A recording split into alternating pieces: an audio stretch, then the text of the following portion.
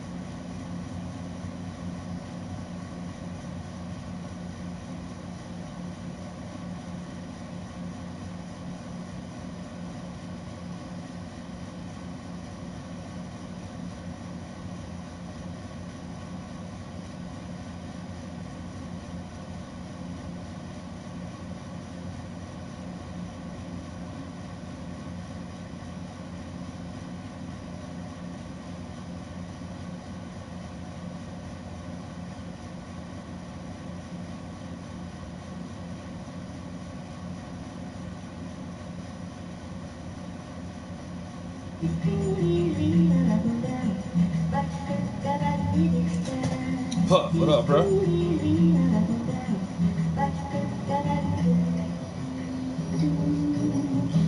Oh, thank you very much, bruh. And I know you be up burning that midnight oil, bruh. Go ahead and get you some sleep, man. Holla at me later on.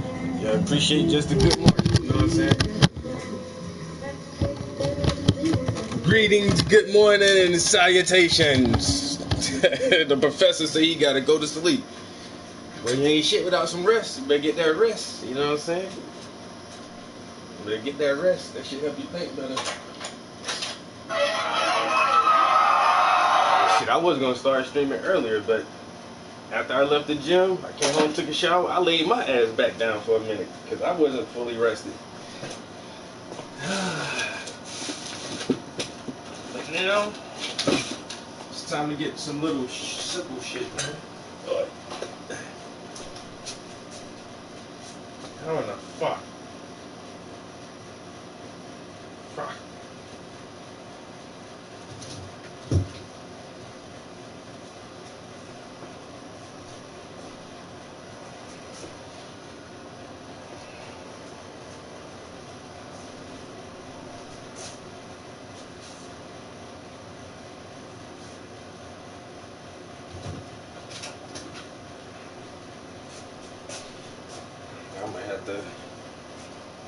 I might have to go get some damn paint today.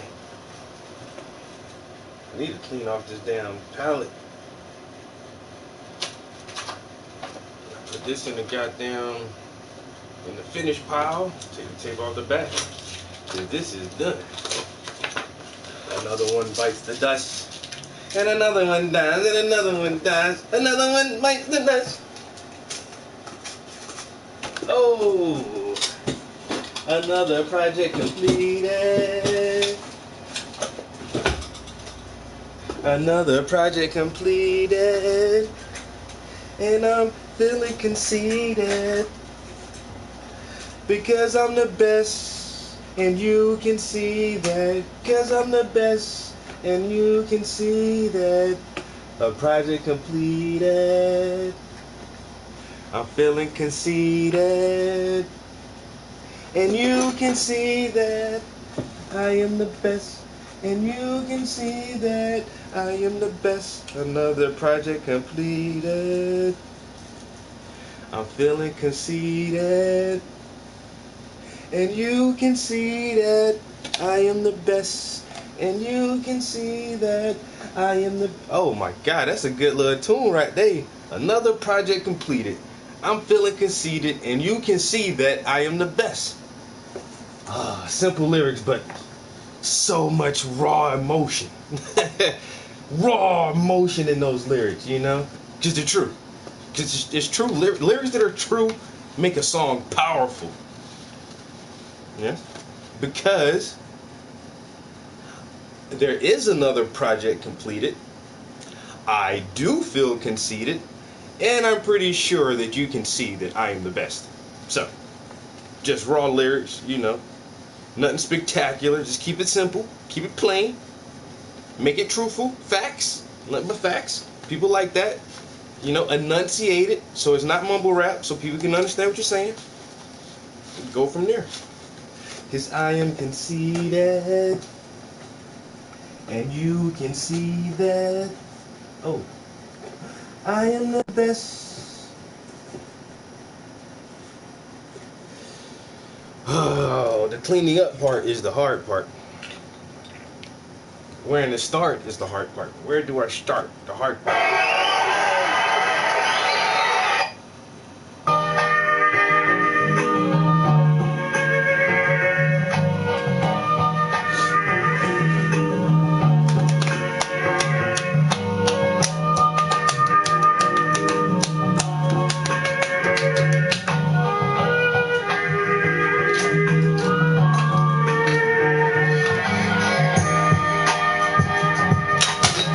Oh, really?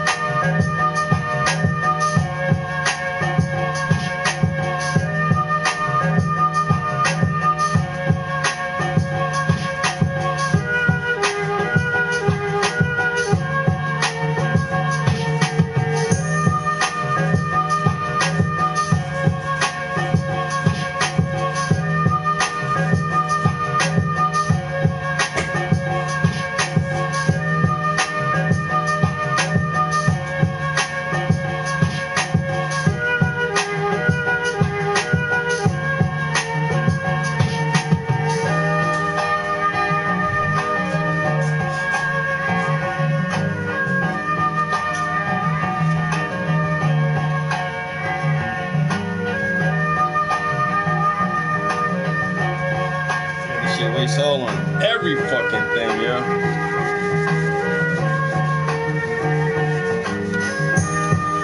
Oh, I'll add it to the playlist. This joint right here is hot. This shit right here hot right here. I like it.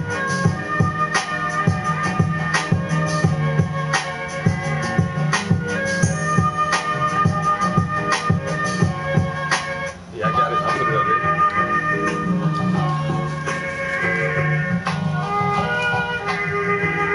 Fuck. This shit is on everything. Yeah. That shit is groovy, right? Yeah.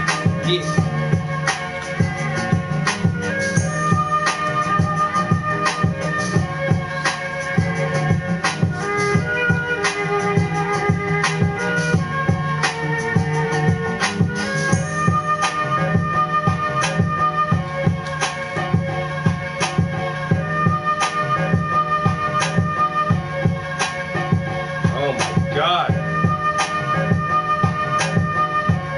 Yo, I waste my fucking...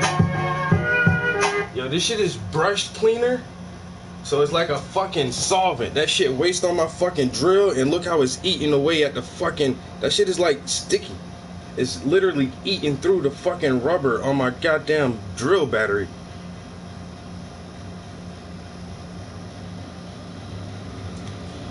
What the fuck, son? Yo, that shit is no joke. Now I said that shit splashed on my foot a little bit. I had to ever go wash that shit off.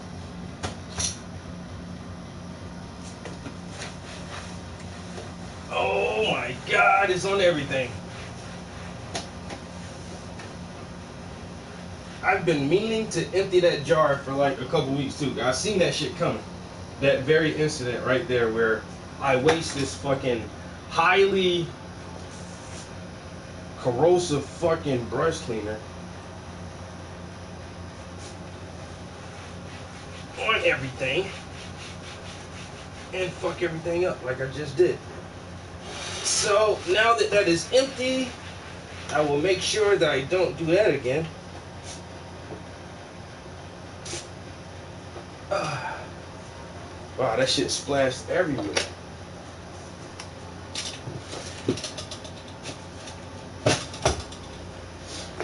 Shit is crazy, son. I won't trust that battery anymore. Trying to make sure that shit ain't burn a fucking hole in my foot. That shit splashed dead on my damn toes.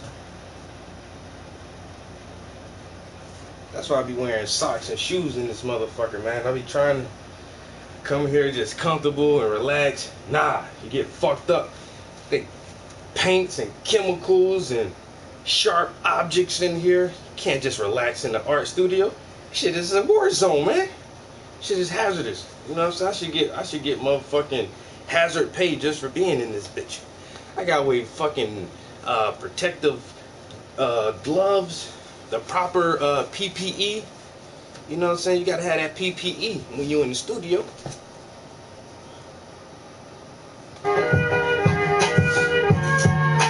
Purchase your tracks today.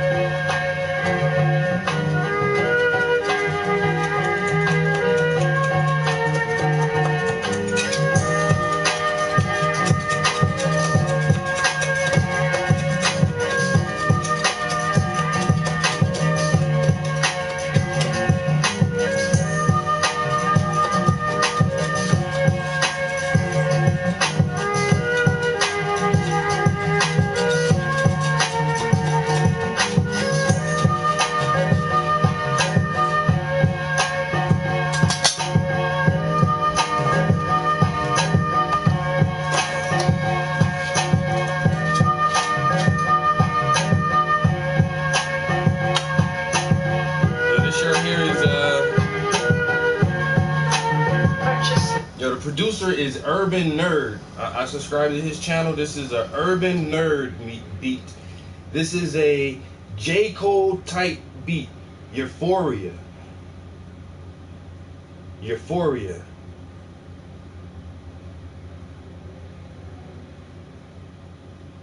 Oh no, it's not. The last one was called Euphoria. This one is called Nostalgia. Urban Nerds, J. Cole, Joey Badass type beat, Nostalgia. I just added it to the playlist, so if you go to my my beat playlist, this shit should be to the top. It should be the very first one because it's the last one I added. It is sweet though, like Urban Nerd, Be Young, and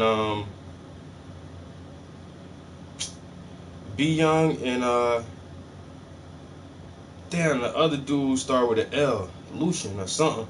Yo, I got a couple little producers on who I follow on YouTube. These motherfuckers put out some hot ass shit. He just put this beat out right here just a couple days ago.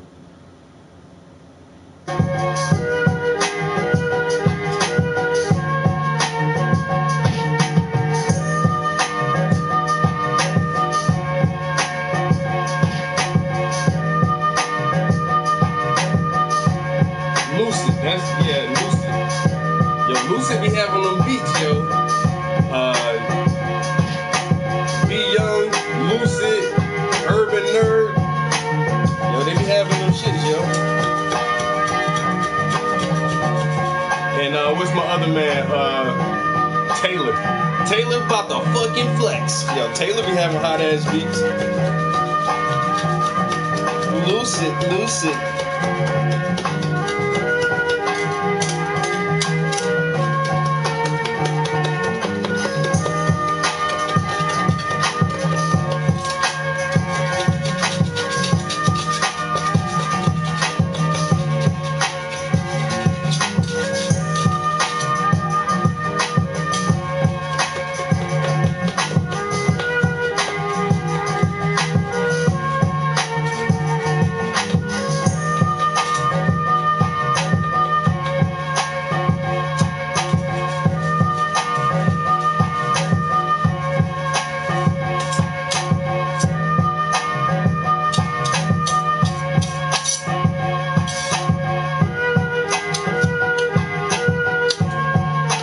Purchase your tracks today.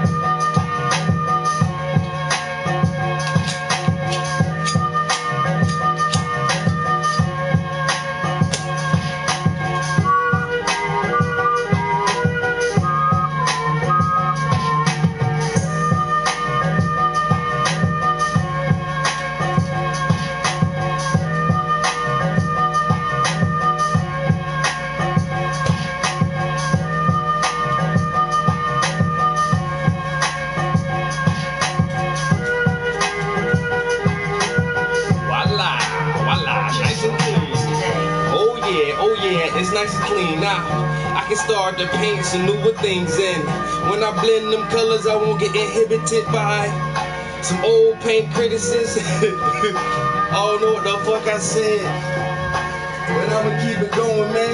Yeah, cause this beat so sweet, make me wanna stand on my free freestyle to this. Lucid.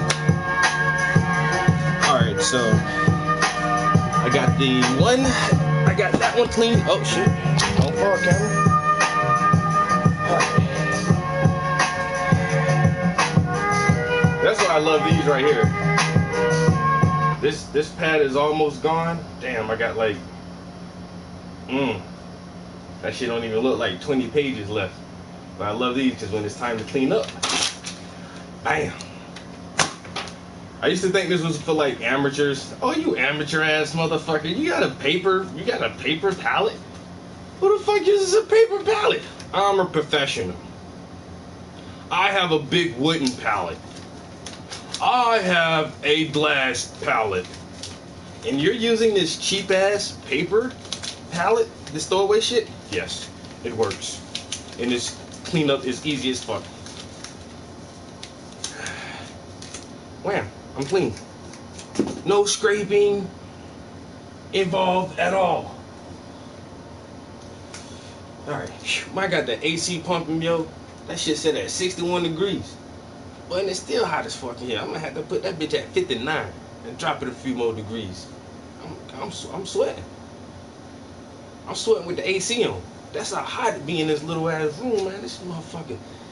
God damn. Can I get a glass of ice water? Somebody? Somebody got ice water? No? Jesus.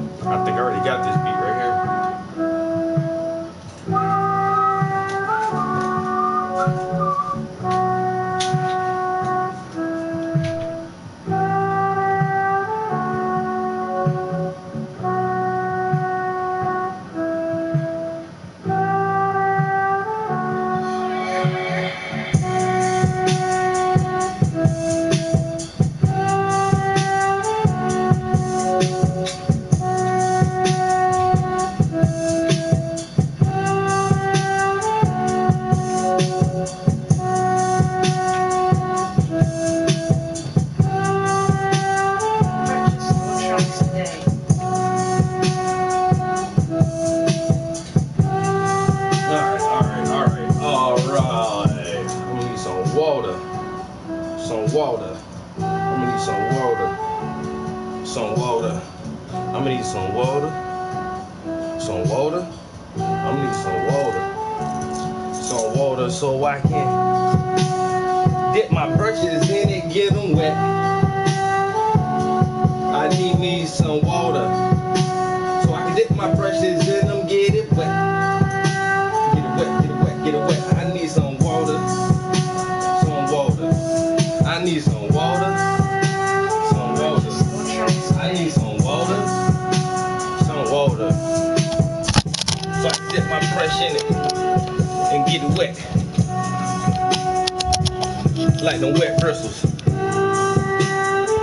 Make it wet, kill a whistle. Ooh. Make it hard like a missile. Guaranteed I won't miss you. Ooh. That black girl magic. Sipping on that black girl magic. Ooh wee. A hot cup of black. Can I get a cup of black girl magic? Y'all don't sell that? Oh, never mind. I brought my own.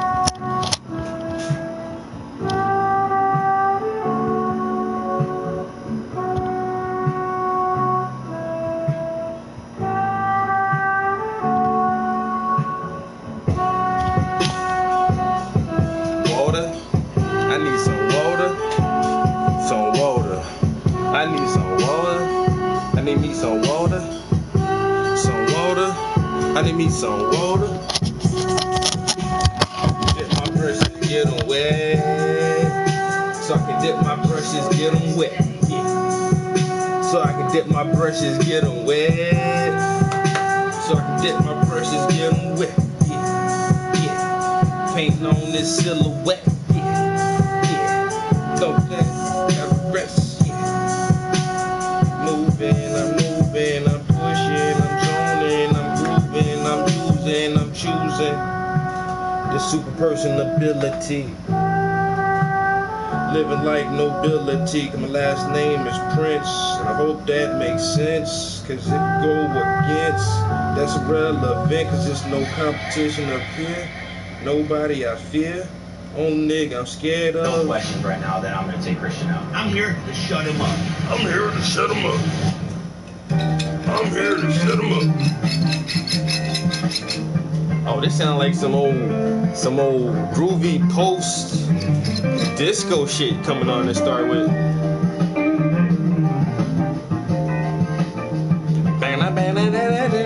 Go ahead, Urban Nerd. Let me show you how. Let me see how you kick this thing right here.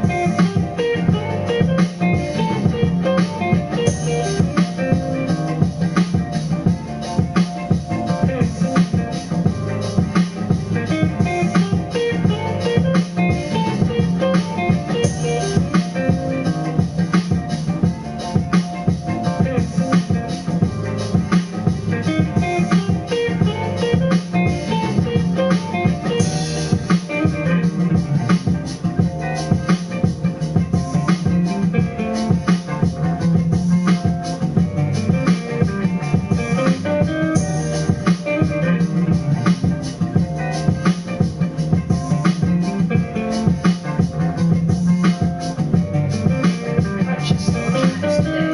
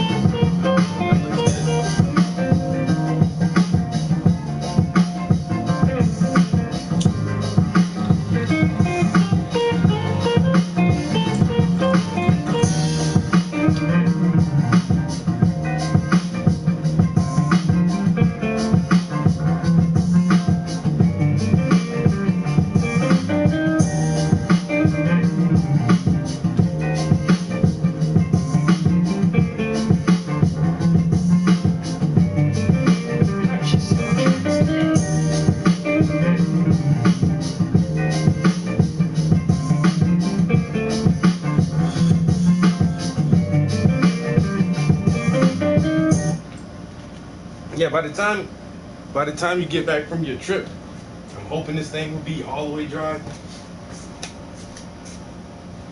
There was only 2 spots that were still wet on it that I touched up. So like I said, I did start applying the lettering to it, and I was gonna write the poem here. And I wrote three sentences in black paint. And then I kind of, it was even, you know, the words were even and everything, and I just kind of stepped back and looked at it.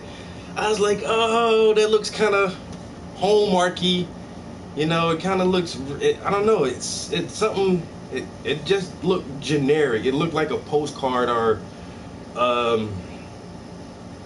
like a card, like a wedding card, like a gift card. I was like, I don't want that, you know. So I had to erase all of the black. Oh my god, and then get this section to blend back over again.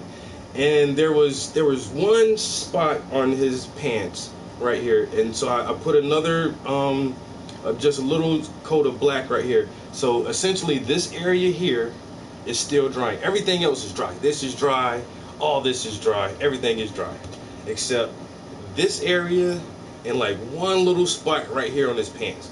So as soon as that dries, we're good to go. I'll see if give it a little fingerprint test. Well, it's tacky, but it's not picking up. That's good. Yeah, it's not picking up. It's just still, it's really tacky. You can hear it, but it's not picking up anymore. So let's try this.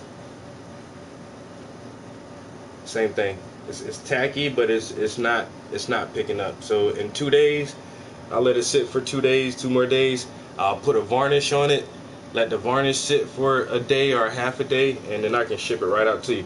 And I did put 2 other orders in UPS and never fucking got an estimate for your zip code. I truly apologize. That shit just came to me like, oh, I didn't even get fucking estimate fees yet. Just text me your address, and I'll get that today. I'll get an estimate for the shipping fees today. Like I said, a few more days it should be able to get wrapped up. And the reason why I want my paintings completely dry, even that tackiness to go away, because they put a layer of bubble wrap. That's the first, like, bubble wrap or cling wrap goes directly against the canvas. And even though it's not, the paint isn't pulling off, if you put something on it and it touches it and it sits there for hours, it'll leave a kind of like a little swirl or indentation or anything. So before they wrap it in that fucking bubble wrap, I just always want my shit to be completely dry. But this is thank you. Like I say, once again, I'm always honored when someone picks me to do a project like this, because I know it means a lot to you, and it's more than likely it's going to have a showcase spot in your house, and all your friends and family are going to see it. So I'm always honored when someone asks me to do something as personal as this. You know what I'm saying? This is a really, really, really personal piece, and I'm the one who got to do it, not Joe Schmo or Lisa May or anybody else. You know what I'm saying? They came straight to Travis. So I thank you again for hiring me to produce this painting for you. Like I said, I enjoyed working on it the whole time. It's a beautiful picture, and if he doesn't know about it, and if he hasn't seen it, I hope when your husband sees it, he really enjoys it as well. So set this back to the shine.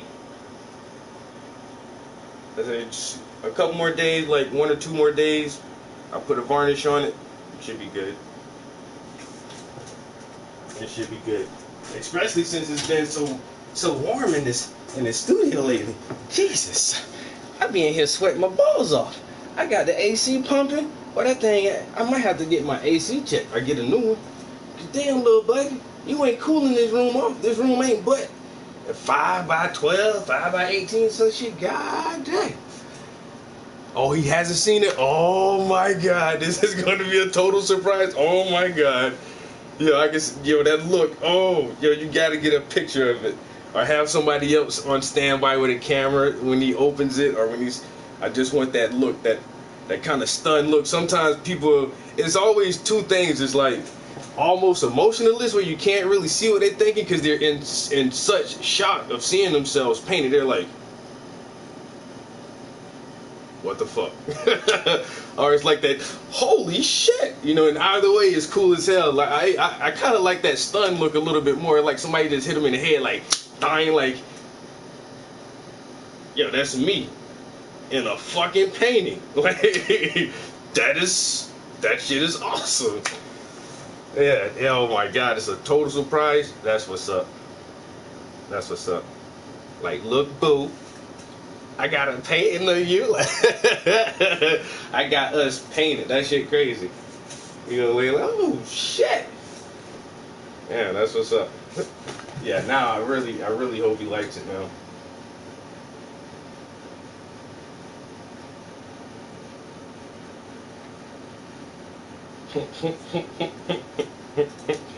A total surprise. That's awesome.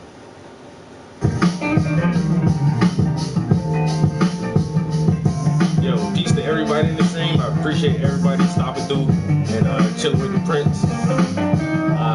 Top of the morning to you.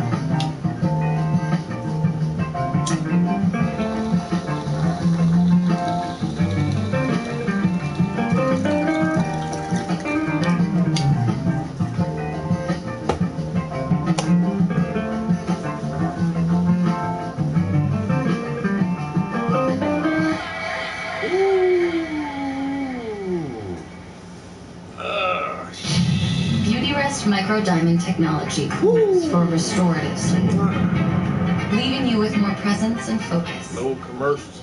No commercials. No shit.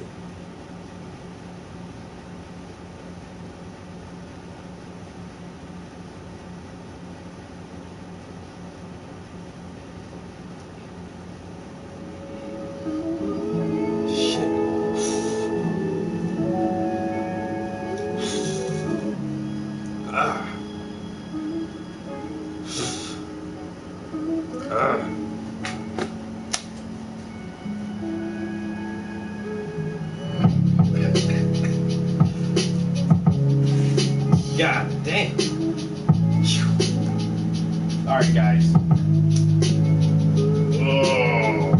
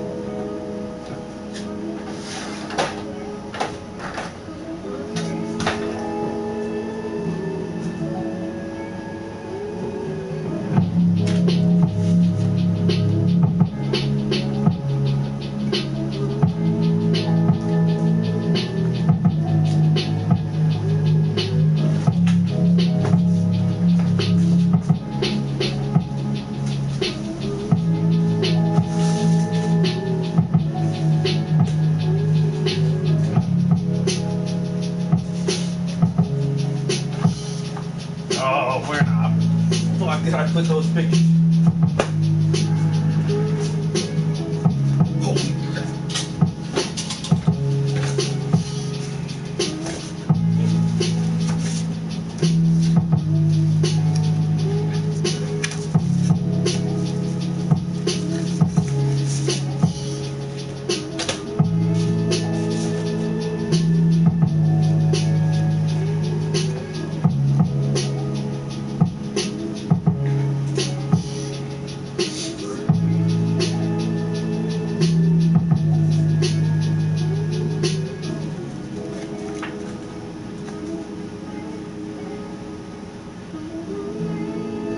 Alright guys, so I started following this dude on Instagram, yo. His motherfucking name, Butch. This little Spanish dude from Cali. Oh man, that shirt ain't hard to say.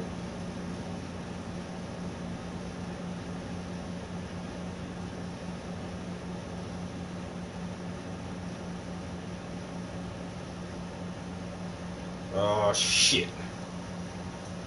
This is why I don't like going on social media when I'm on fucking stream. I would get stuck on that shit. I'm trying to run through this. Okay. I just got followed by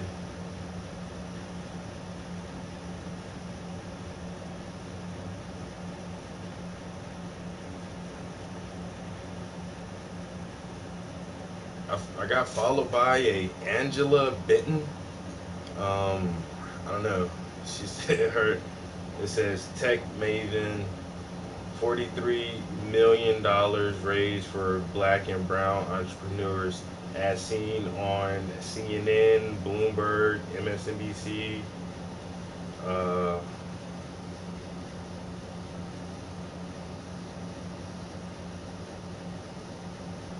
Producer, author, mom, cancer survivor, AngelaBitten.com. I might have to, I don't know. She did a TED Talk. I like TED Talks. Oh, for today's art and education, we can listen to a TED Talk. What kind of TED Talk should we listen to? What subject? Because they have everybody from every walk of life, from every field, from every expertise to give a TED Talk. So what subject should we look up in a TED Talk conversation or presentation?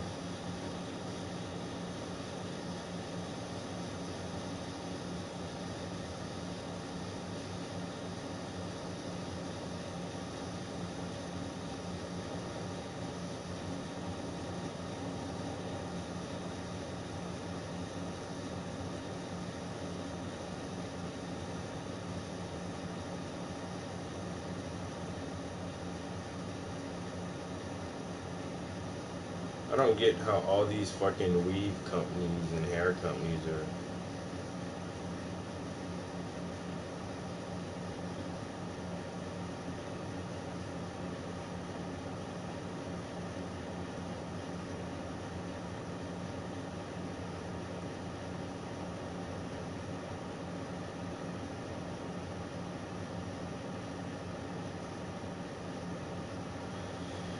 Alright, so what I was gonna say, oh, my man Butch. Okay, that's the whole task. See, I got lost that fucking fast.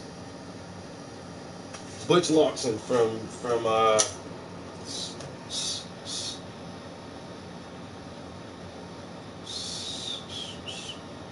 he's from Cali. I'm pretty sure he's from Cali, yo. Look at the shit he does, right? So this is Butch Instagram. He does like these sugar skulls and these fucking wild ass, like, just, I don't know. He does these performances as this skull guy with this smoke.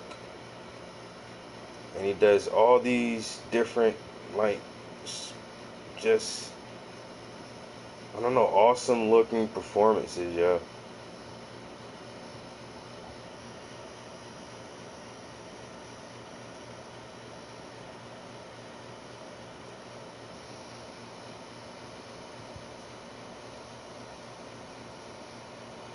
Me personally, I think that shit is badass.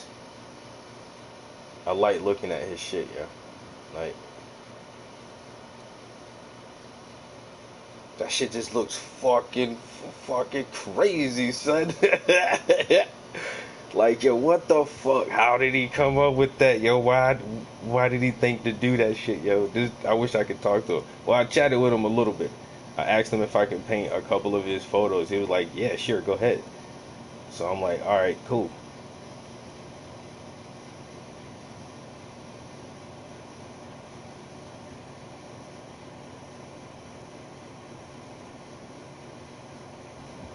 Yo, this motherfucker is crazy.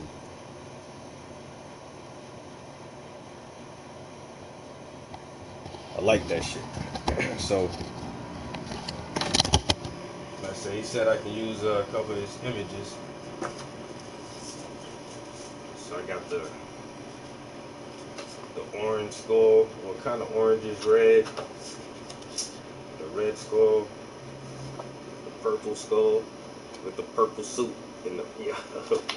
So I'm gonna do these shits right here, yeah. That shit is hot, man.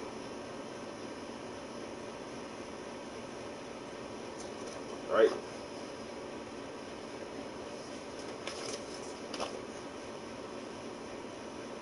don't know. There's something about this shit. I love this shit, yo.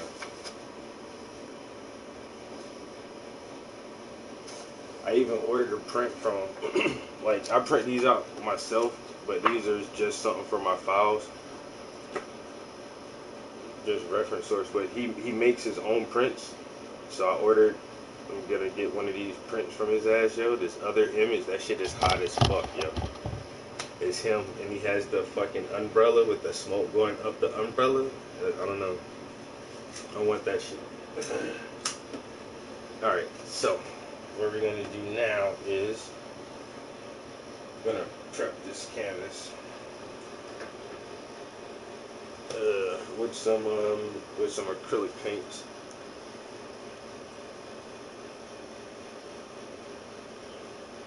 But I already have 3 canvases prepared. So I got one canvas with an underpainting. This is that one is a high school classmate of mine. So I just asked a couple people I know for some nude pictures to work on a nude series, so she sent me a picture. And I had a photo shoot with this one guy I met at the gym. Pretty cool young guy too, yo. This motherfucker is buff as shit too, son. But now I took this photograph here.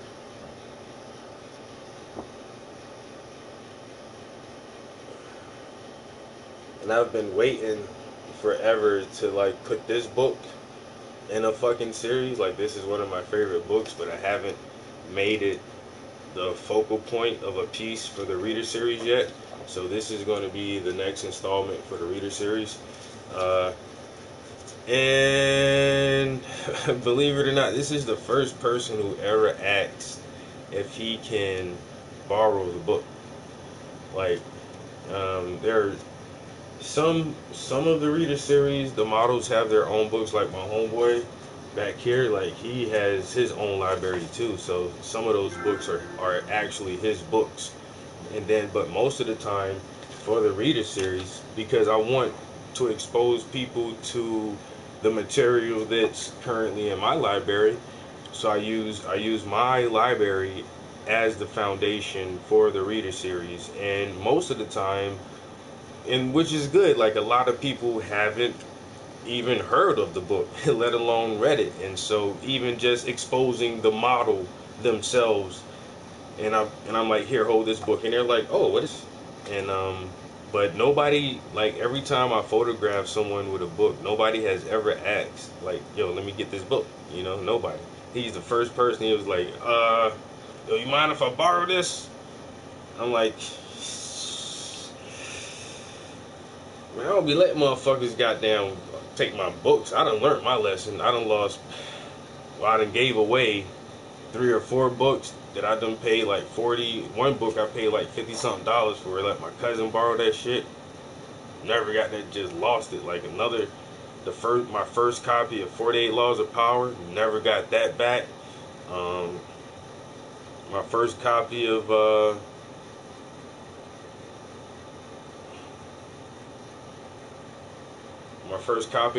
When Rocks Cry Out, never got that back. It's like, but it's good. Like, the information be so good, motherfucker just want to keep it. And I'll be like, all right, that's okay. But now it's like, even though I read it, I still want to keep it in my library, just like, because I read it. I might go back and read that shit. I ain't memorized the motherfucker. I don't got that whole shit memorized. I may want to go back, read that book again. Or I may read another book that reference something, you know what I'm saying? I like to keep my books.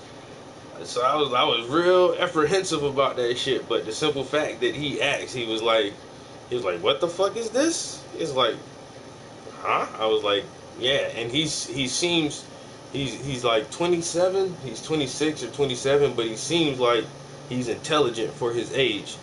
You know what I'm saying? And he doesn't curse, which is one thing. Like, for a young dude, the whole conversation, like, outside of any kind of professional or, you know, monitored environment, He don't curse. He don't use the N-word, and it's just like he seems like he's smart. And we talked about a little bit about politics and stuff, and he was hitting on some key shit. But then when I showed him the book, it's like he's never even heard of it. And that's the thing, is like, why? Why in the fuck haven't we heard of these people? I'm doing a fucking series right now with this lady. Her name is Lisa Leslie, and she runs not runs, but like she organized like a book club. You know what I'm saying? And she has lots of followers, and they discuss like crazy books. And she came across my art, and she came across my reader series, and she thought it was really interesting. And she posted one of my paintings on her books, on her book club. You know what I'm saying? This isn't an art. This isn't an art page. It's a book club. But since my art had the literature in there, she was compelled to post it, and a lot of her book readers started following me and everything. And she approached me and said, "Do you mind if we have a conversation for my blog, my book club blog? I like interviewing and talking to people about why do they read, and what enjoyment do they find in reading." And she's like, "It's amazing, like how you actually putting it in your art." And this is a lady who I would assume is, a little bit older than I am, and is probably as well read, or if not more, has read more books than I have. And when I mentioned Dr. Amos Wilson, the author of Black on Black Violence, she herself said, "I've never heard of this guy." And that's the whole shit. Like, I don't fucking get it. How has this been so fucking suppressed? I mentioned Dr. Boyce Watkins. She said she never heard of him.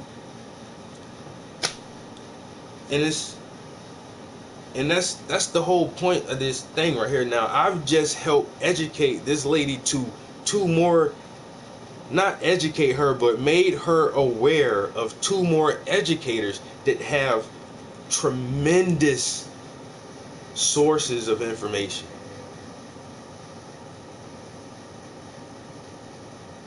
Just like that. Just by talking about a fucking book. And now when she reads these authors, it's going to give her just that extra layer. And it's like, I don't know. That's why I got to read more books and put all my shit in my art. And she asked me too, that's like the next question I have to answer. She is like, so how did the reader series start, and is it done, or is this an ongoing? No, this is an ongoing thing. This is because I still got tons of books that haven't even made it. Like, it's not a fucking joke. Like, this is some real shit. This is not a joke, and they're gonna be everywhere because I got more shit that ain't even, that's not even in there yet. You know what I'm saying? And I ain't even put in there yet. Yo, MV, good morning.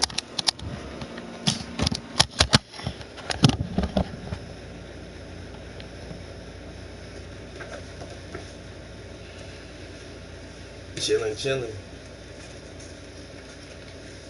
The effing fizzles, mind mash mayhem.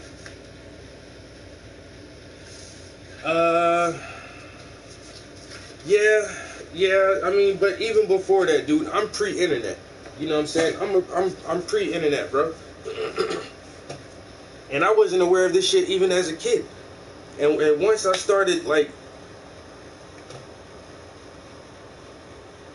yeah, and once I started, like, selectively reading for myself, outside of school, and started finding different authors like this, bro, I swear to fucking God, this is true shit. I stepped to my mom, I stepped to one of my aunts, and I stepped to an uncle. And like, yo, y'all ain't know about this shit back in the day? How come nobody told me to read Malcolm X? I swear to, yo, and my aunt, bro, she the one who got me reading, yo. Like, that's the only thing she ever gave me. She never gave me socks or clothes or bicycle or video games. Every time there was a chance to give a present or a gift, it was a fucking book. She always got me mad ass comic books, Exo Manowar, Star Wars comics, Spawn comics. She got me fucking Oliver Twist, The Great Gatsby, of Mice and Men, and so forth and so on. But you never told me to read Malcolm X. That book was already written when I was a kid. It was there. Nobody told me to read that shit. Nobody told me to read Huey P. Newton. Nobody told me to read fucking Message to the Black Man. All of that shit was there. Dr. Amos Wilson didn't pass away until 1996. I was already in high school. His books and his literature was already there. Nobody I know read that shit, could pass that shit on to me. Nobody knows who the fuck Dr. Francis Cress Wells was. Nobody. But you made me read fucking Emily Dickinson and goddamn Anne Frank and all this other shit. Y'all made me read all that shit.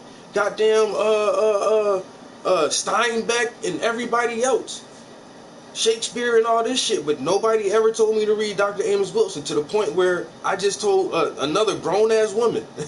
We all grown. Dr. Amos Wilson. Oh, I never heard of him.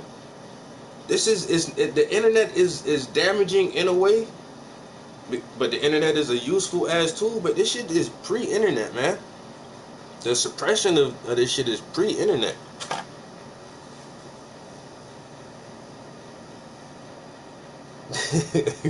That's what's up. Got something at work, something to watch at work. I gotta grab a drink. How long has this been sitting here? I'm gonna test it and see.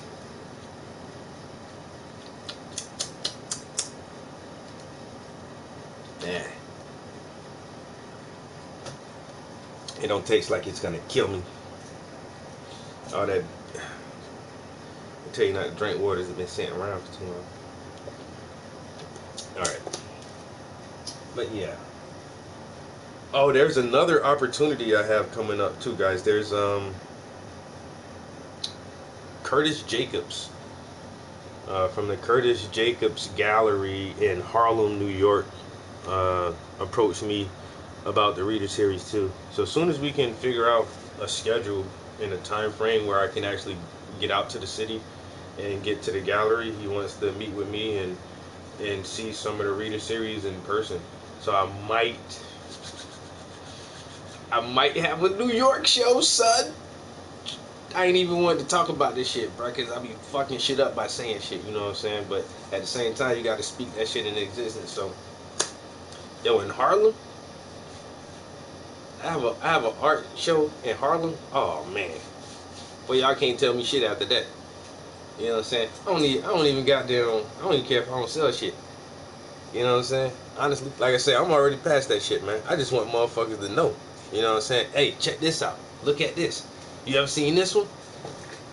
You know what I'm saying? That's all I want to do. If I can go out to the middle of Harlem and goddamn just show motherfuckers that shit, and at least get like, you know, like a week later, get just one inbox from anywhere that says, yo, I picked up that book that I saw in your painting. That's all I be wanting, yo. Just, ooh. That's it. That's how I know I did it. Like, just one person. Because that one person, that's that goddamn domino effect. Now, that one person know, and they tell somebody, and then they tell somebody, hey, I done did my job.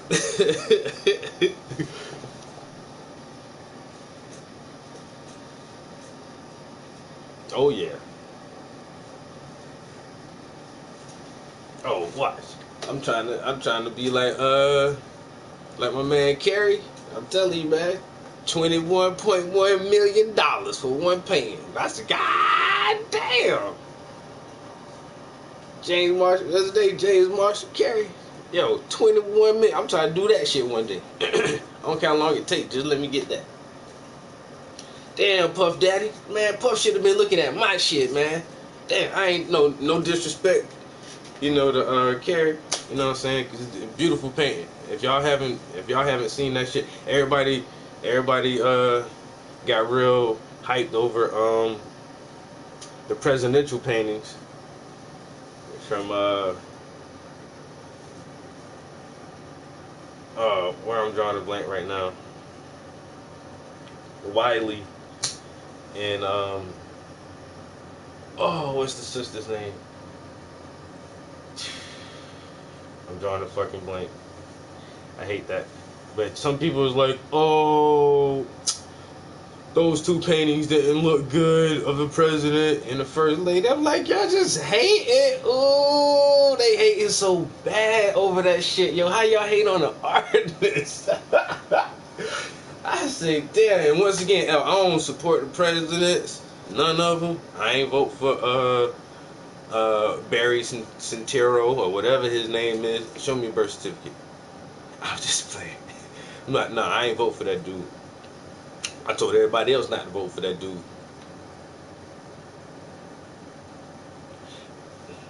But the painting hot. You can't even. How you hating on the painting? Motherfucker was hating on that painting so fucking bad, son. I was like, oh my god. And the one of Michelle. Oh, it just looks so like that's her style, yo. Have you ever seen any of her other work, yo? 'Cause I follow her on Instagram. Oh my god, why can't I think of her name? Amy? Her name is Amy fucking shit.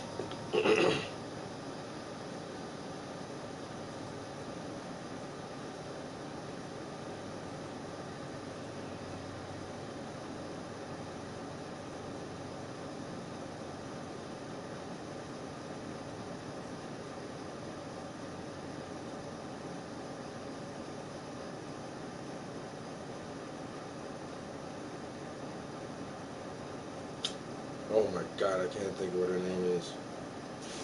Anyway.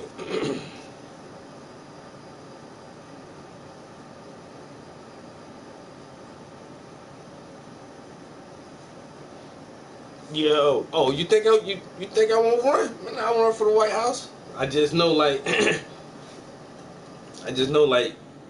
if a real black man get in the White House, bro, you gonna die. Just know it. Okay, you gonna make a point.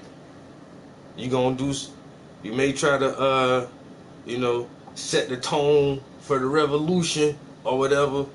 But if a real black man get in the White House, boy, you gonna die, boy. You already know that. They are not playing that shit, boy. That's why Obama was the best thing. Because he can sympathize with both sides. Both sides can relate to him. Over the past couple decades, mixed race couples have become almost a normal thing, where when you see most advertisements now, pay attention to this. Pay close attention to this. When you see most advertisements of any product now, whether it's a billboard image or a commercial, when it's a family setting or a couple in the commercial, it's a mixed couple or an ambiguous looking couple, where the couple themselves look like both the individuals may have mixed parents, or it's a interracial couple, and that's like they're making that more the norm, which is definitely nothing wrong with that. But at the same time, like, Obama was that perfect guy. He was that perfect guy. But if you put motherfucking somebody like Dr. Boyce Watkins or Dr. Claude Anderson, like, make Dr. Claude Anderson president, man, they gonna kill that man. I'm telling you right now, they gonna kill that man. They gonna kill him dead. He won't survive. Motherfucker won't make it through 8 years, 2 terms. Oh no. Oh no.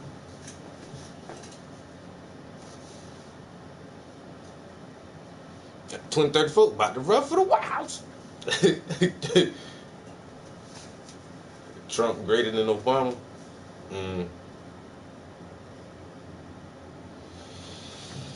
Yeah, like I said, I stopped voting. I remember, like, when I first registered to vote, I was man, and even then, like I said, I was kind of aware, but at the same time, I was like, oh, we can, fight the system and shit. But once again, back to the reader series, nobody had me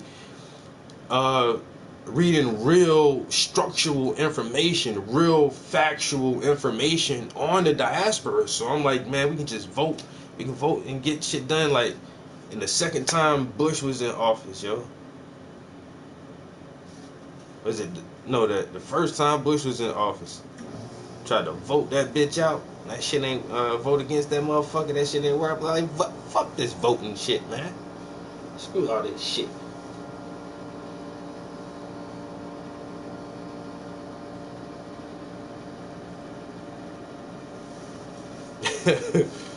But man, I don't know. I think voting really doesn't work anymore. People, I mean, and I still know a lot of people who vote, but it's like, for what, yo? They gonna put whoever they want in there. Oh, but if we would have had Hillary, shit would no. If we would have had Hillary, the same shit would have been going on. Same fucking shit. It wouldn't have been nothing.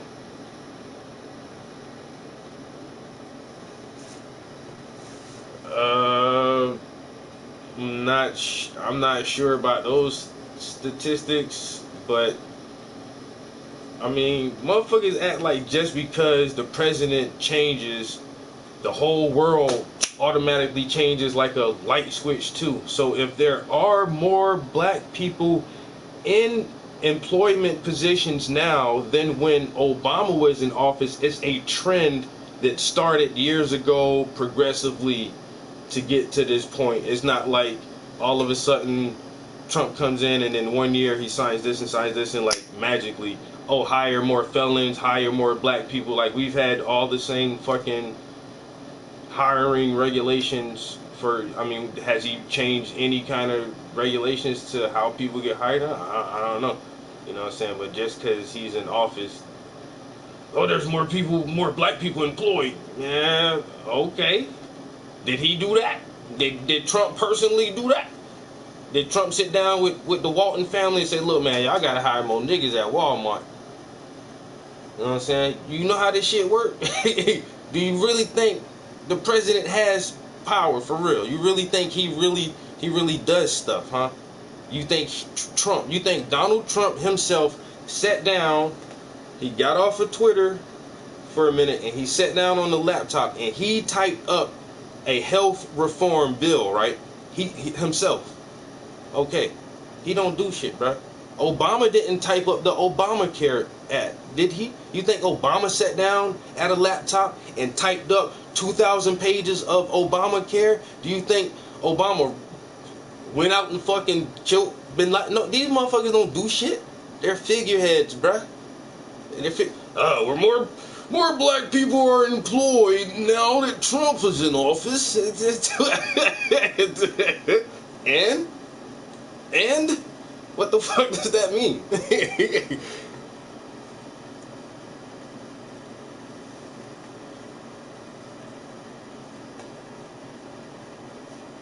Trump hired black people to help black people.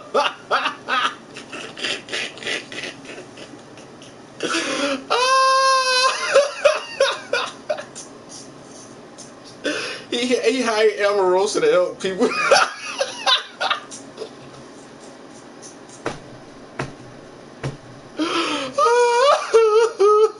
Wait.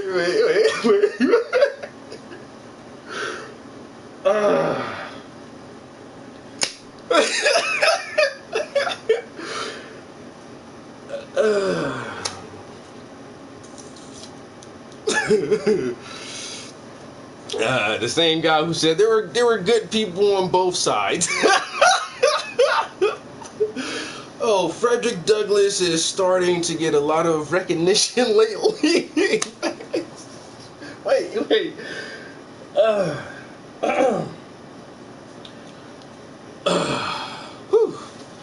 Alright. That was a good one. Damn, boy, you playing, boy. Oh, boy. Woo! That motherfucker funny as hell. Donald Trump hired black people to help black people. Man, Donald Trump ain't sitting around nothing but the black. We was listening to that shit yesterday. The boule. You ever heard of the boule? Nah, you ain't never heard of the boule? Oh, bro, we gave a whole goddamn lecture on the boule yesterday. You missed that. you see, they get the elite get black patsies to make it look like black people are doing good. You know what I'm saying? Get a small percentage of them, like the Jay-Z's and Oprah Winfrey's and the goddamn LeBron Jameses and motherfuckers like that. You know what I'm saying? And just cause those are all the ones you see in the spotlight, you're like, oh, see black people, everybody can do good like that. Nah. That be the boule. He hired black people. Nah, you mean the boule. See, but now if you would have been in the stream yesterday, man, you would have gotten. This is art and education. It should be in capital, like it's capitalized education. You know, art and education. You know what I'm saying? So come with some facts, man. I like facts. I don't mind learning shit. I don't know everything. I really don't know shit, honestly. I gotta listen to everybody else. I gotta read everybody else shit so I can know something. I ain't come up with all this shit my damn self. Just I ain't out there in the field doing research and shit, spying on motherfuckers, going through CIA trash cans looking for documentations and shit, talking to moles and you know, getting firsthand. I don't do that shit. I gotta read everybody else stuff. I gotta watch documentaries. I gotta listen to lectures and shit like that. So if you know some shit, tell me. I like learning new shit too. But don't come in here with the bullshit like you gonna so what? Don't come in with the bullshit like you know something and don't know nothing. Cause there are a lot of smart people in this room. And we all know who the morons are. So please be careful what you say. Okay?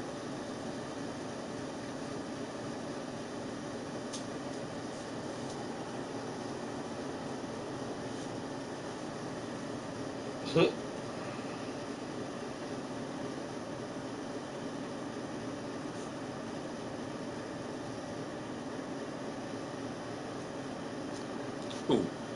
She was advisor to the black committee or some dumbass shit. She was just like some stupid ass advisor. That is no job. He has a religious advisor, fucking all these fucking advisors. These motherfuckers don't really. Look, bruh, look.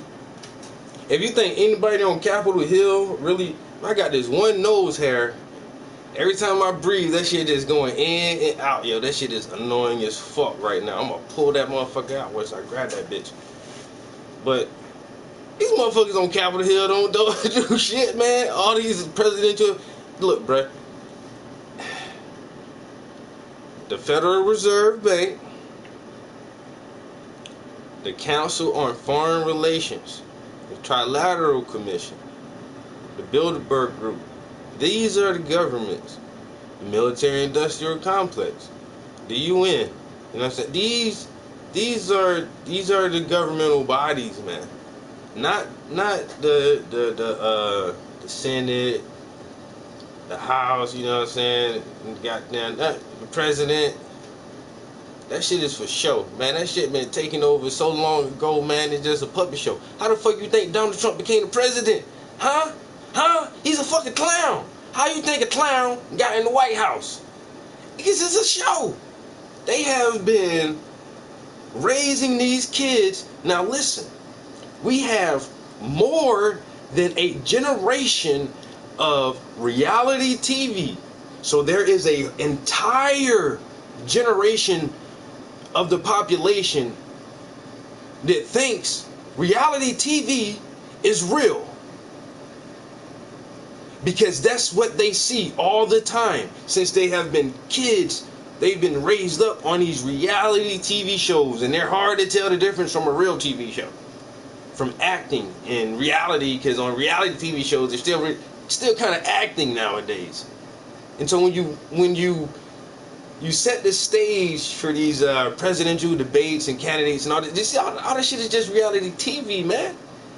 And they've been watching reality TV for so long, it's hard to decipher the difference. This shit is a play. It is a show. It's a play. They're actors. You know what I'm saying? It don't matter who the fucking president. There's an agenda that is going to be carried out. No matter who the president is, there is an agenda that is going to be carried out.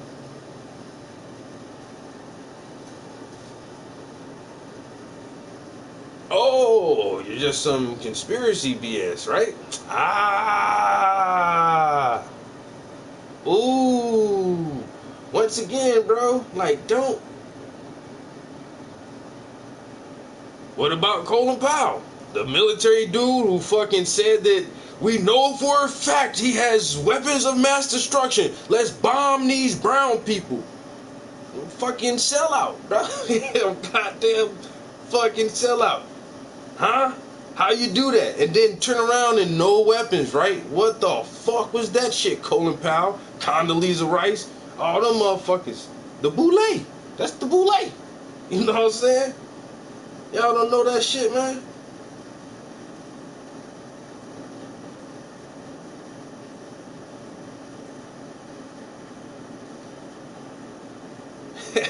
You can have your opinion, dude. I have my opinion. No, if you think Trump is the man, more power to you.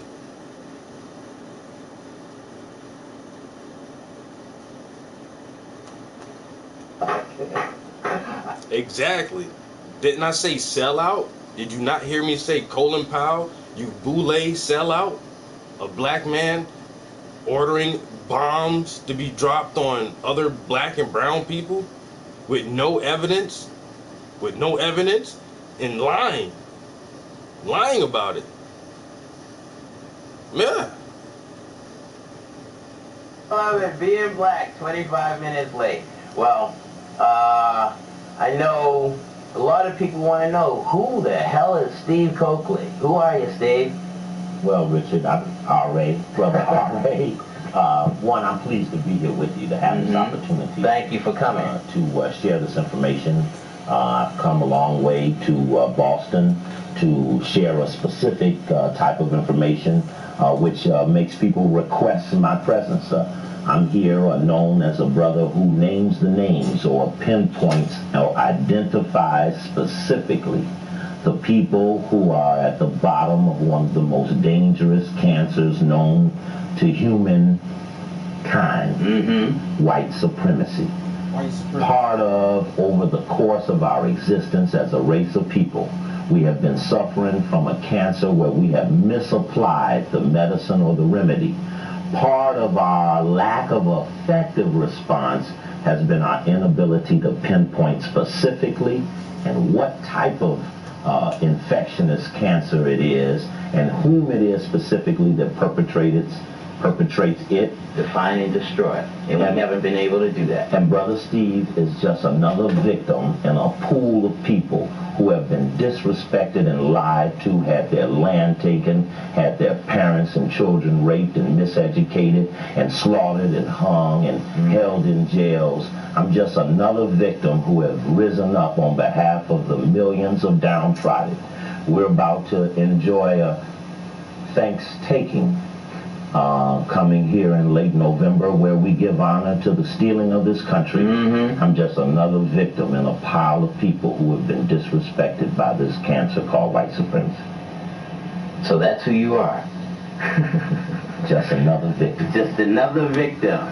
Okay? Not just another brother, but another victim.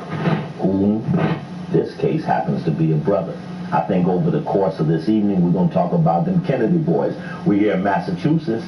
Hey, obviously the New World Order is coming, and Kennedy name wasn't on it. They jammed the brother. They jammed the other brother.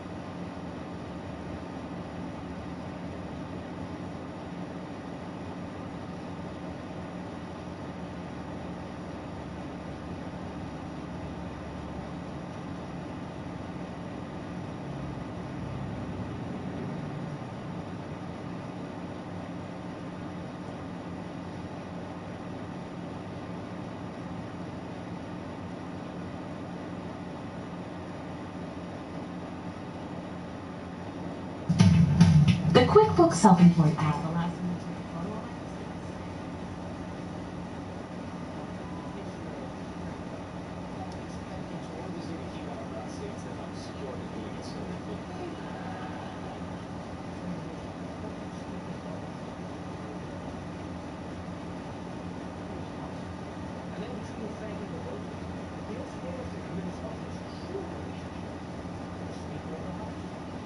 Speaker, all right. Where's the speaker? Where is he? He and his men.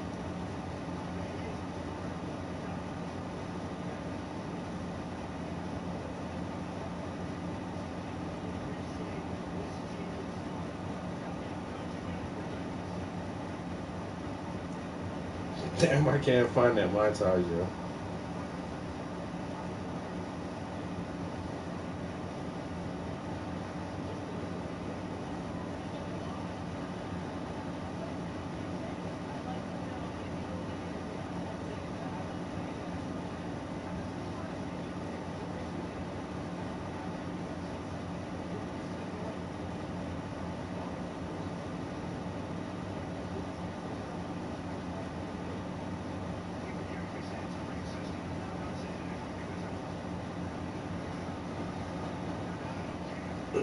Boy, they had to take that shit down, yo.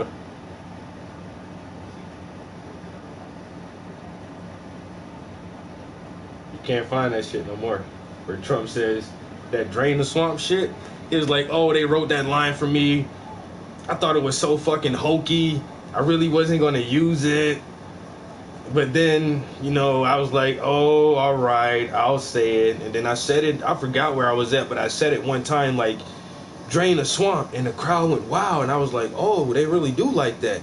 And I said it again, yeah, we're gonna drain the swamp, and it just spread like wildfire. The next thing you know, I'm just going around everywhere saying drain the swamp, and it's it sounds good now. I swear this motherfucker says that shit, yo, like, oh, it was so fucking hokey and corny, I really didn't want to say it, but motherfuckers like you just ate that shit right up, ain't it? Drain the swamp. Yeah, Trump is draining the swamp all by himself. Yeah. But I cannot find that fucking clip, yo. They took that shit off the fucking YouTube, yo. They took that shit off the YouTube. Because somebody caught him on, later on, after he became president, he was giving a speech. And somebody was like, Hillary, lock her up. Lock her. And he was like, no. That was good before I was elected. Now, I don't really care anymore. I won, so I don't care. This is like, everybody ate up everything this motherfucker said to start with. And he's like, yeah, I just said whatever I needed to for you motherfuckers to really vote for me. Yeah, lock Hillary up, drain the swamp. Whatever you fuckers want me to say, I'll say it. And now that I'm president, it doesn't really matter.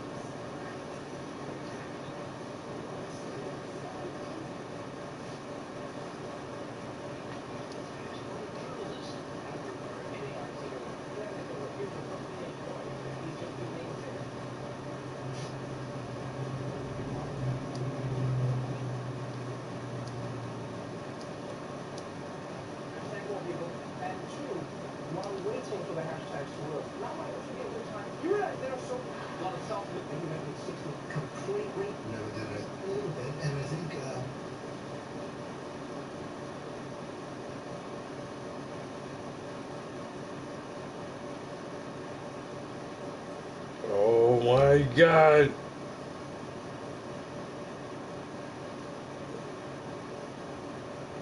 Yeah, they took that shit off.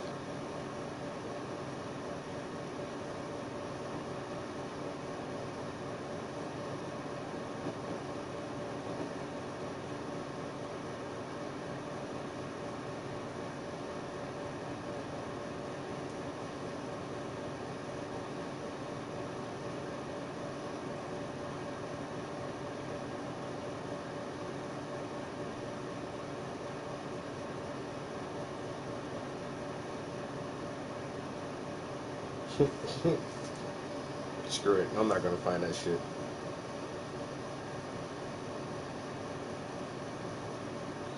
That shit was funny as hell though.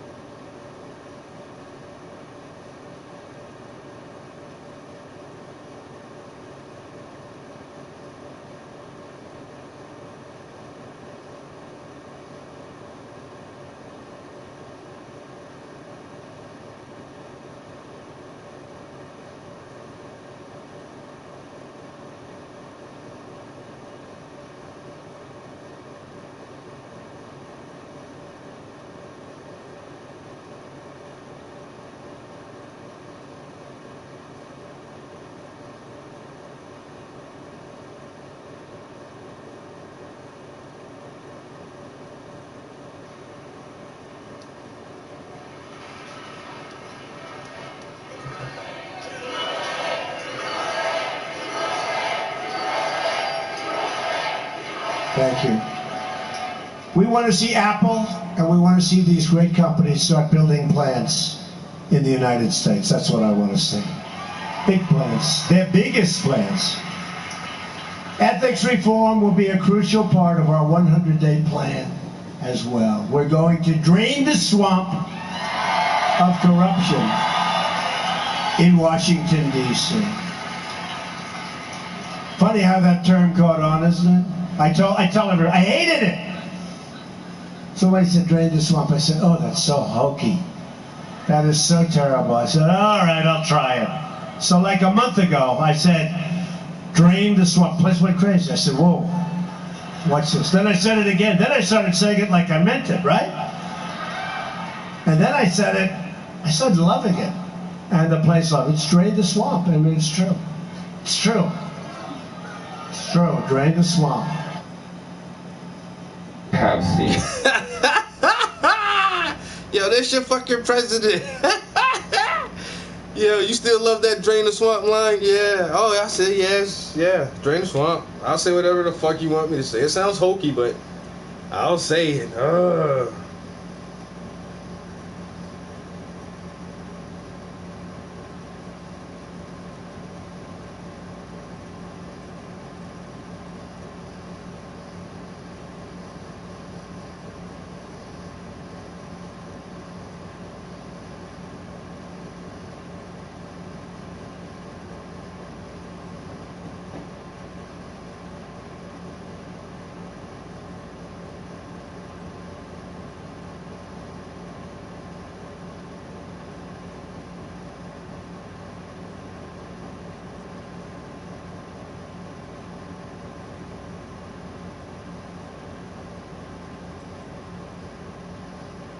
Donald Trump is seemingly that happened. Plays great before the election. Now we don't care.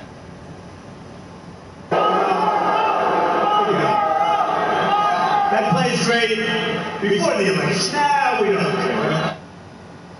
Really decipher that. There were chants of lock her up from the audience, and he said, now we don't care. That was before the election. But he is now talking about this so-called war on Christmas. Lock her up. lock her up. That was one of his rally cries, right, when he was going against Hillary. But nah, that played good before the election. Now that I won, you know, we don't care about that. We don't care. We don't say that no more. So don't worry about that. And they're still out there like, lock her up. Man, shit, I'm the president now. You really thought we were gonna lock Hillary up? Come on, guys. Come on, really? I can't believe y'all really felt. Drain the swamp? Come on, you really thought I was gonna drain the swamp of corruption? Come on, guys. I can't believe you motherfuckers fell for that. Trump is telling you to your face, yo. I can't believe you guys fell for that. Like, you really thought we were gonna lock Hillary up? You think somebody's like draining what swamp? Shit. Then it caught on, and then I said it like I meant it. You see, guys just love it. Then you hear somebody in the back like, "Boo! You're faking." I didn't know you were faking. I got that written on Grandma's tombstone. Lock her up. Oh, you got a fake president. These motherfuckers is mad. Oh, come on, man. Y'all don't watch all of that shit? Come on. Y'all can't just watch all the good shit. Oh, they got a fake president. My president is fake. My chain is too. But I'm gonna sit around and watch some fake news. Oh shit!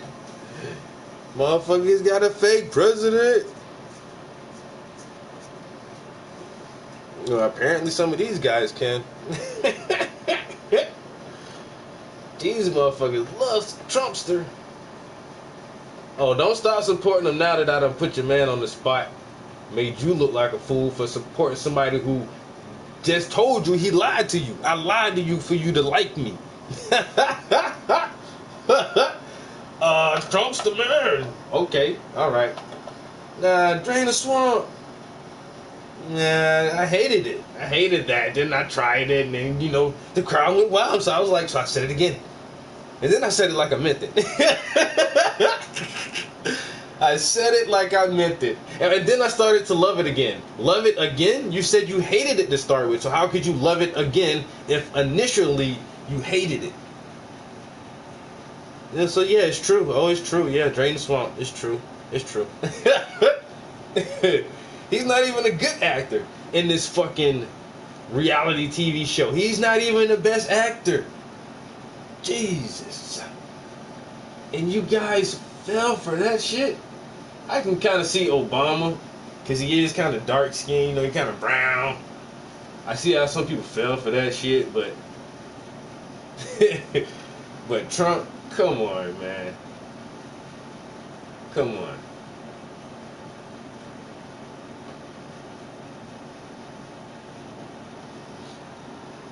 What's the name of that movie?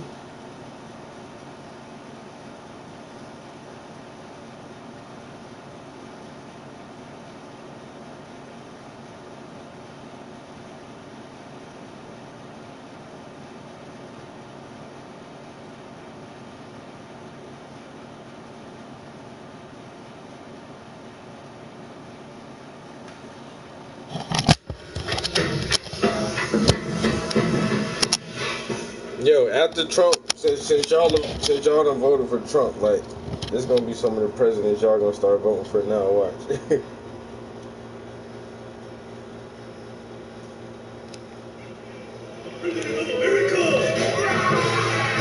President of America.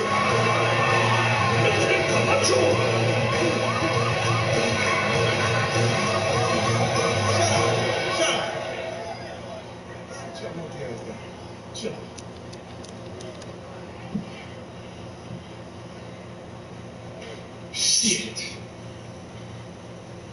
I know shit's bad right now, with all that starving bullshit and the dust storms, and we running out of French fries and burrito coverings. Yeah. But I got a solution. That's what you said last time, dipshit. I got a solution. You're a dick. South Carolina, what's up? South Carolina. I never repeat that. That's what I thought. Now, I understand everyone's shit's emotional right now, but listen up. I I got a 3-point plan to fix everything. Break it down. Number one, we got this guy not sure. Number two, he's got a higher IQ than any man alive. And number three, he's gonna fix everything. I give you my word as president. He'll fix the problem. He's gonna make them grow again. And that ain't all. I give you my word.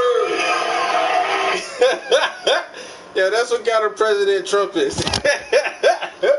Yeah, I swear. All right, you just might as well. So, all right, we got Trump. We're gonna elect Kanye next.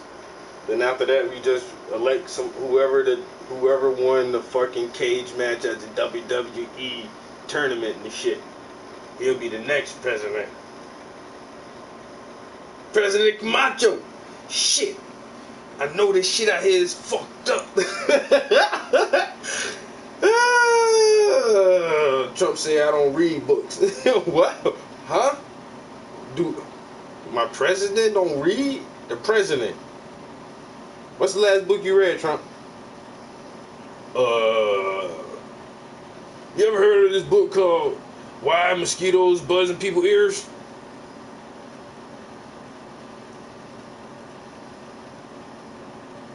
This man is dangerous. No. Society is dangerous for electing this man. That you can see the level of intelligence that the average American has. You know? And that's sad. It's sad. You can see it in our elected officials.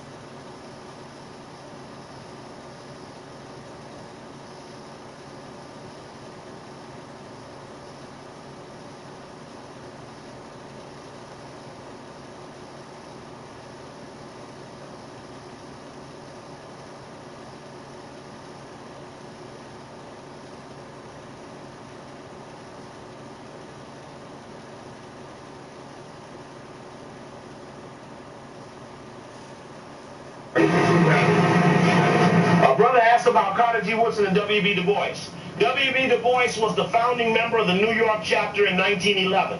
The concept of the talented tip developed at a speech that he gave on behalf of the Boule, which was that the Boule represented the elite of the black elite, the college-trained man. There was no other black man of influence than this emerging college-educated black man. And so this college-educated black man was put in or used by a lot of other people. W.B. Du Bois took it upon himself, and in the lecture on Black-Jewish relations, Africa 93, we talked about W.B. Du Bois' role in attacking Marcus Garvey. Well, it was deeper than we ever thought. We found out that the Harlem Renaissance, in fact, was a distraction established by Jewish philanthropy to deter Africans from back to Africa to get involved in poetry, art, science, music, as a distraction and a diversion from the goals and aspirations of Marcus Garvey. Du Bois, along with the first black Rhodes Scholar, Elaine Locke, who was 1908 to 1910. There was not another Rhodes Scholar until 1963 that Elaine Locke was a part with Du Bois of humiliating Marcus Garvey by calling them names like gorilla, dog, dumb masses, and they hedged their bet. We have found documentation where Du Bois and Elaine Locke had stated clearly that we hope this white man delivers because we've crossed a great black thing. But we know the white man will be delivered or our people will attack us and plague us forevermore. You didn't know that they played and hedged their bet that Marcus Garvey was wrong about the white man. Marcus Garvey was not wrong about the white man. And by never telling you who they are, you can never hold them responsible for the bet they made when they put the money to win on the white man. Carter G. Woodson, years after being a Boule, wrote a book, The Miseducation of the Negro. Years after having been used in the founding member of the D.C. Boule in 1908. Knew that education, see, these were college. The key to all of these men were college education. So when he saw it and saw what had happened to him, he said we were miseducated by the damn thing. It was a fix. And that was coming to expose something that he had been. Du Bois, years after being left to dry by the Boule, left to dry by the NAACP, whose leader, Joel Spingard, and his mentor had been a spy for military intelligence, which came out in the Memphis Commercial Appeal story, that showed that Du Bois, too, years later sought to repent for what he had done. But he never exposed the Boule. He only personally felt humiliated for having bet wrong. And that's why we had to know that they made a bet, that there was an organized cross-out.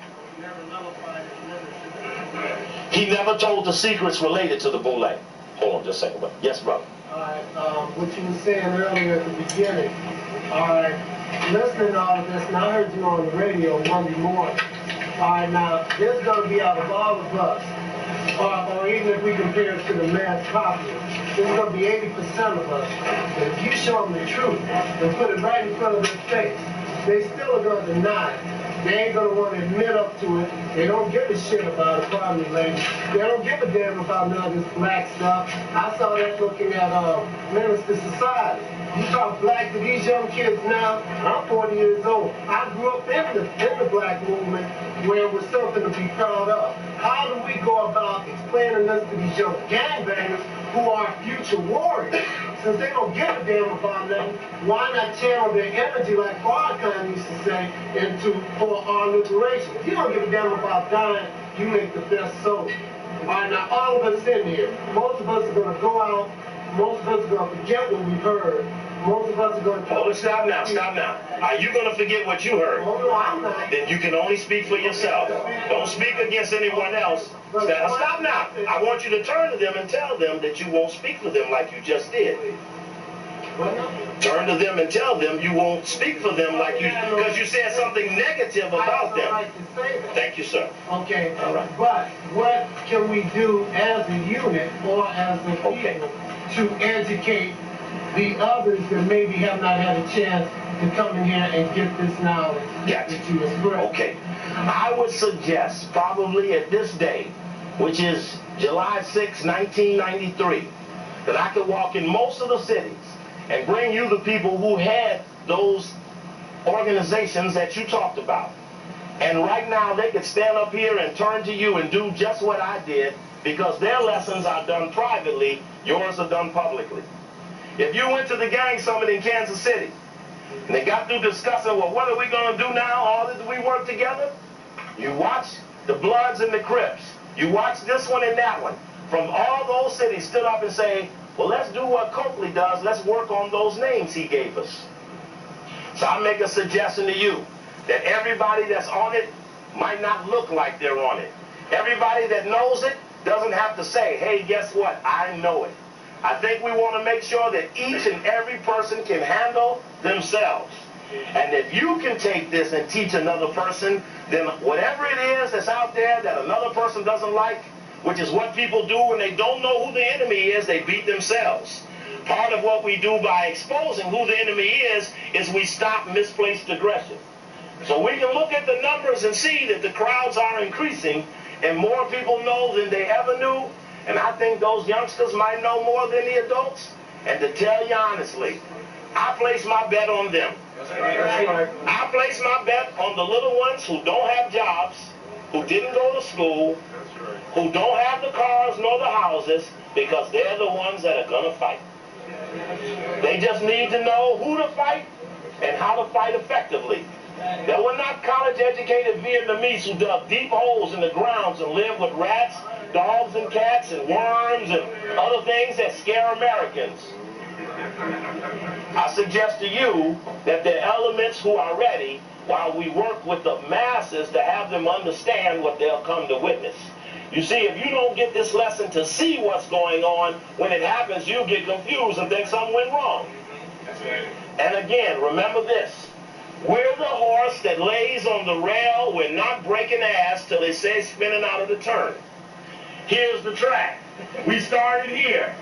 Somebody say, hey, that's Billy. He's way out in front. Well, we're going to get no points for leading. But as we make it around that track, we might be laying at the road. Here comes the Boule. Here comes the Rhodes Rothschild. Here comes Skull and Bones. They're way out in front. But when that man say, here they come spinning out of the turn, then somewhere that black liberation racing horse gonna kick ass, and from here to there, we're gonna finish right. The goal is to finish first. So somewhere down the line, we're not gonna look good. Because looking good is not necessarily the signal you want to send before you strike. So I tell people, you better be able to run out of your house in any of 4 directions and have someplace buried, straight edges, clothes, flashlights, and other things, food that you may need. And you won't know how many people have prepared for this until you go out and dig your hole, because you might look up and not find room for your stuff. All right. Yes, brother. Let me ask you a question. Do you think the Boule can be used in a way to manipulate the United States government, as in what they did in France in like about 1983? The Communist Party took over and they took the Rothschild bank there and nationalized all of their personal holdings in France. This was just in the 80s. So. That nationalization in France did not in any way inhibit the Rothschild finance. Right, yeah. In the context of that, if you have money, and someone says, well, there's your money in the pot, and you change who supervises it, as long as they know where it goes and where it's spent, who to give it to, you don't really care who tends to it. Like, you don't care if Bradley is the mayor, Bradley know what butt to kiss. He can be that person. And what was the other part of your question? Can it be used? This is interesting. That's an interesting statement. On the radio once in D.C., a lady called in who said her father was a Boule. And she said that, how do you know that these Boule don't feel the way you feel about the white man? I said, well, the goal is that while we're passing in the night, I'm going to turn my light on and say, who go there? And they got to identify themselves. And the goal is that we're going to get to Wizard Lake one night. And they have to decide whether they're with us, whether they're against us, or they're just going to call in sick and take a walk. So they've got to identify their role while we're in the process of searching and destroying.